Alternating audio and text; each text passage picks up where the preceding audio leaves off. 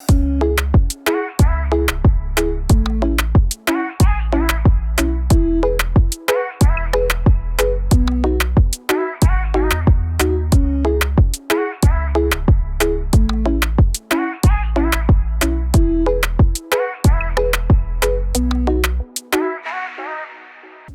and welcome to another episode of Mr. Puzzle. Today with a puzzle box called Puzzle Box number 6, made and designed by Jürgen Reiche from Siebenstein Spiele in Germany.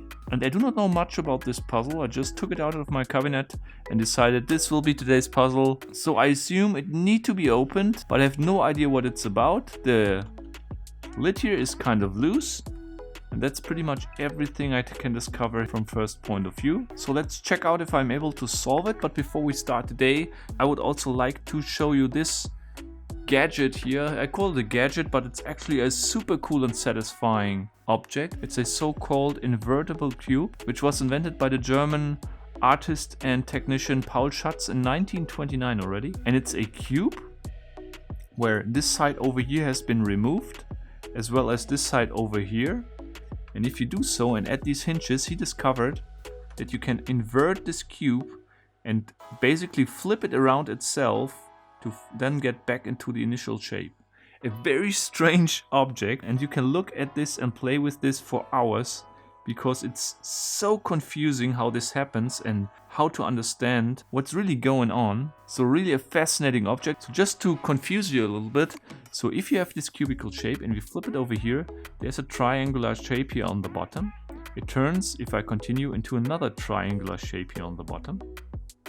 Both of them on the bottom side. If I continue, the first triangular shape is now on the top side.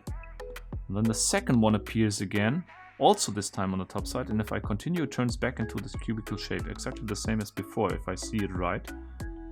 And this is so satisfying and amazing to handle. It's so confusing at the same time.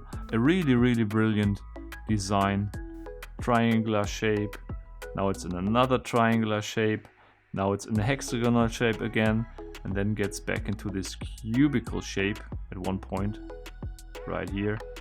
So very confusing, very cool, and incredibly clever. But today's episode is of course also about a puzzle, and the puzzle it is about is this puzzle here, as mentioned in the beginning, the Puzzle Box 6. So let's just check this one out after spoiler break and let's see if I can solve it. So the ones of you who follow my channel and watch my videos frequently seen already some more of these Siebenstein boxes.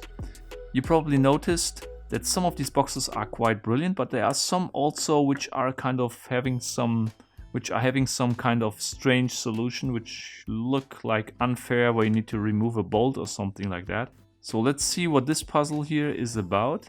As I mentioned in the beginning, the lid is kind of loose.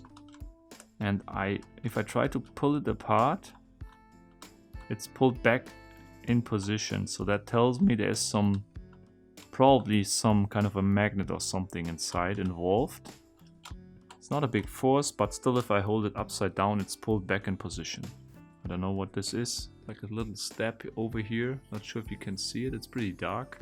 But I think this is more like a manufacturing thing here. It also does not look really like it's made on purpose. Then I have a lot of these marks over here, not sure what these are for or if they have any meaning. Lid seems to be completely solid, not interrupted or any sliders or anything in it. Same as the acrylic layer. On the bottom side there's this label here, or this plate, and I'm not sure if this can be used for something or if I can lift it up. Lid, I hope I do not have to spin it and then just somehow open it up.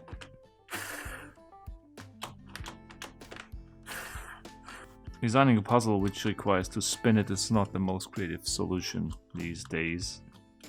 If I look inside against the light, I can see that these 5 bolts definitely go into this first layer here, through this first layer, because I can lift it a little bit more, and there appears a gap below this layer, and I can see the first pin over here, the second one over here, the third one over here, and there are also the counterpart parts here to these 5 screws, so you can see it down here, over there, and another one here, and another one, and another one, and another one.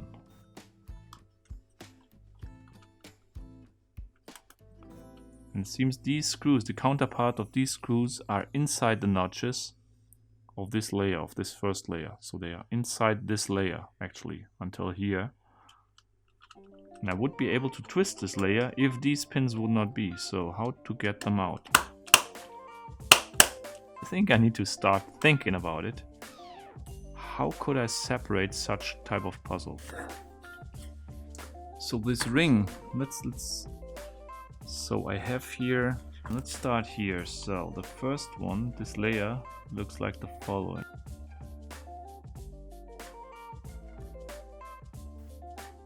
Same, a notch and a pin. Okay, on this second layer here, this looks kind of different. Looks like some kind of a keyhole shape. And the pins are located here, here, here, here, and here. Okay, so I need to correct it. This one here is not connected to this hole. Definitely not. There's no hole over here. There's only one straight hole, but this does not exist. So as I assume this is the key here. I need to somehow get this thing out. Can I maybe lift it, push it over here, and then... Yes, okay. I take it, I pull it out all the way as much as I can. I push this in as much as I can. And then I push it down again. And hope that it will lift this piece and get it out. Or... Yes, you see this? Wow. And now twist it, lift it. Puzzle is unlocked. Oh man, I like that. This was kind of a clever solution. These have been these keyhole-like shapes. And these have been these holes here, which I saw on the first layer. They are required to make these pieces slide inside here. And the way this works is these pieces here slide inside these notches or these keyhole-like shapes, and they have an undercut in here, if you can see it. So this can go here beneath and locks the puzzle. The only thing that prevents these pieces from being rotated out of here over here, that you can open the lid, is this piece, because it's in here. It's held with a magnet, the magnet that I felt, and you just can't rotate it because of this single pin.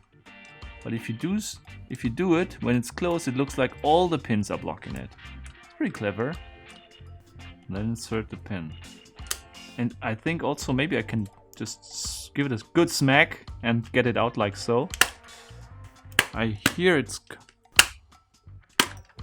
Yes, this is also possible. Not sure if this is the intended way. You need to smack it pretty hard. So I think the more elegant version is the version I just found in the beginning, which is lifting it, pressing it all the way over here, and then pushing it down to be able to just take it out like so. This is much more elegant, I think, and you can't damage your puzzle.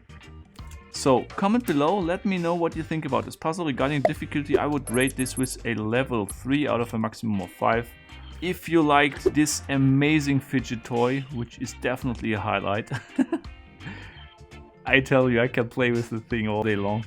That's it for today. The puzzle box number 6, and until next time, keep on puzzling!